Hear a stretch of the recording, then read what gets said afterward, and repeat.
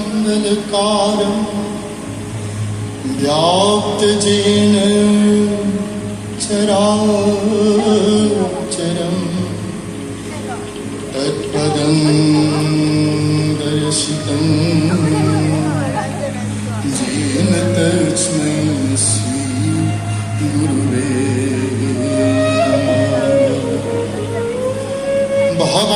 भगवत पादधूलि में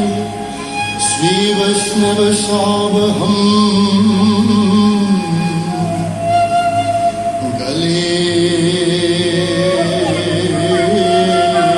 वस्त्रवन्दिता भूम्यो दण्डवत् प्रणामम्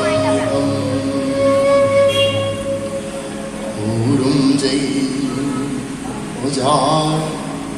नुक्षी जवा